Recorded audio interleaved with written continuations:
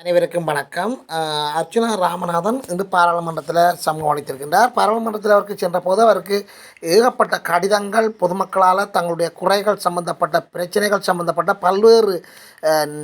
பல்வேறு நிலைப்பாடுகள் தொடர்பாக அர்ச்சுனா ராமநாதன் அவருக்கு பாராளுமன்ற முகவரியிடப்பட்ட கடிதங்கள் அனுப்பப்பட்டிருக்கிறது. தமது பிரதேசங்கள தமது அரச நிறுவனங்களால் ஏனைய அமைப்புகளால் தங்களுக்கு ஏற்படுகின்ற பிரச்சனைகள் சம்பந்தமாக அர்ச்சனா தீர்த்து வைக்க வேண்டும் என்று சொல்லி ஒரு அபாவில் மக்கள் அர்ச்சனாவுடன் தொடர்பு கொள்ள முடியாத சூழல் ஏற்படுகின்ற பட்சத்தில் பாராளுமன்ற முகவரியிடப்பட்டு அர்ச்சனாவுக்கு கடிதம் எழுத அனுப்பப்பட்டிருக்கிறது. இவ்வாறு அனுப்பப்பட்ட கடிதங்களை அர்ச்சனா இப்போ தற்போது மக்களுக்கு வழிகாட்டியிருக்கின்றார்.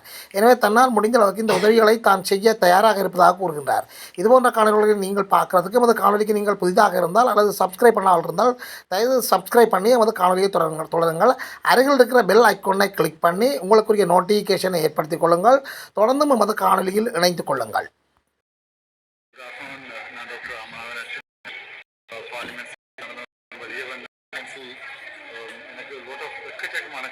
பார்லிமெண்ட் அட்ரஸுக்கு அனுப்பியிருக்கீங்க. அதை நீங்கள் பார்லிமெண்ட் அட்ரஸுக்கு அனுப்பலாம். உங்களுக்கு கம்ப்ளைண்ட்ஸை இன் ரைட்டிங்கில் எழுதி doctor Ramanathan Archchuna member of parliament என்று போட்டுட்டு ஸ்ரீ ஜெயவர்த்தன பிரபு என்று போட்டுட்டு நீங்கள் உங்களோட கம்ப்ளைண்ட்ஸ் அவ்வளோதையும் இந்த அட்ரஸ் இங்கே பார்லிமெண்ட் அட்ரஸுக்கு அனுப்புங்க.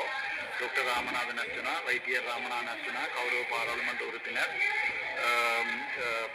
பாராளுமன்றம், ஸ்ரீ ஜெயவர்த்தனபுரம் அப்படி போட்டிங்கன்னாலே உங்களோட கம்ப்ளைண்ட்ஸ் வரும். எழுதிக்கல ஒரு லெட்டரோட கட்டாயம் நீங்கள் எழுதி அனுப்பணும்.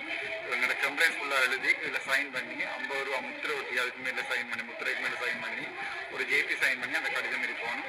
எனக்கு அனுப்புங்க. இது வரைக்கும் இவ்வளவு இது வந்திருக்குது. நான் ஒன்றுண்டா பார்க்குறேன். இந்த 5 வருஷம் நான் என்னால் முடிஞ்சு அவ்வளோ செய்கிறேன். தேங்க்யூ.